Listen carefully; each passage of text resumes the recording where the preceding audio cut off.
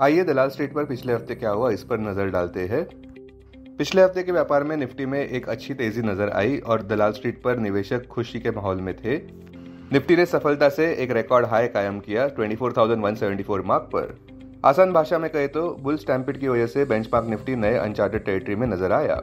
Nifty closing price 24,011 plus 2.17%, Sensex closing price 79,033 plus 2.36%। सख्ती से कहे तो बाइंग मोमेंटम में जोर पकड़ता हुआ नजर आया जैसे वीक बढ़ता गया। बुल्स ने यह दिखा दिया कि पिछले हफ्ते की रैली कोई तुक्का नहीं थी जो शॉर्ट टर्म टेक्निकल कंडीशंस की वजह से देखने को मिली, बल्कि ये एक बड़े बुलिश ट्रेंड की शुरुआत है ऐसा लग रहा है। हमारे स्टॉक मार्केट्स में ऑल टाइम हाई फिर से देखने को मिले हैं और एक sharp V shape panic buying देखने को मिला। पॉजिटिव कैटलिस्ट ये रहा कि लिक्विडिटी देखने को मिली। साथ साथ विदेशी संस्थागत निवेशकों ने भी कुल मिलाकर 4,352 करोड़ रुपए के शेयर्स पिछले हफ्ते खरीदे। जून महीने में भी उन्होंने कुल मिलाकर 2,038 करोड़ रुपए के शेयर्स खरीदे। संक्षेप में कहे तो दलाल स्ट्रीट पर खुशी का माहौल फिर से लौट आया है। ज्ञान मंत्र तो यही कहता है कि जब लोहा गर्म है तो हथौड़ा मार देना चाहिए।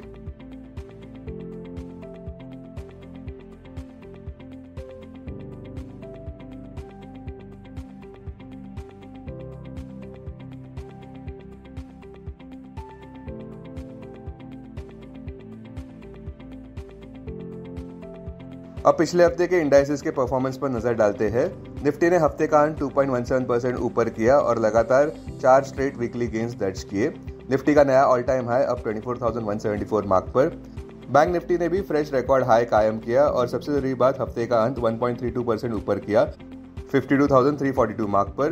बैंक निफ्टी का नया ऑल टाइम हाई अब 53,180.75 मार्क पर।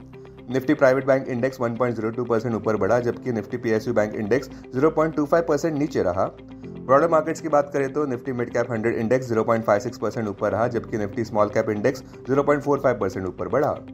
बुलिश सेक्टर्स की बात करें तो Nifty oil and gas index 3.06% ऊपर, निफ्टी इंफ्रा इंडेक्स 2.79% ऊपर, निफ्टी आईटी इंडेक्स 2.72% ऊपर, निफ्टी एफएमसीजी इंडेक्स 1.37% ऊपर, बैंक निफ्टी 1.32% ऊपर, निफ्टी फार्मा इंडेक्स 1.04% ऊपर, निफ्टी ऑटो इंडेक्स 0.43% ऊपर।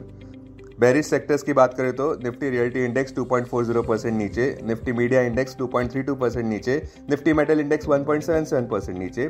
पिछले हफ्ते के गेनर्स की बात करें तो अल्ट्राटेक सीमेंट 9.43% ऊपर, ग्रासिम 8.28% ऊपर, रिलायंस 7.65% ऊपर, डॉक्टर रेड्डीज लैब 6.50% ऊपर, एनटीपीसी 5.16% ऊपर।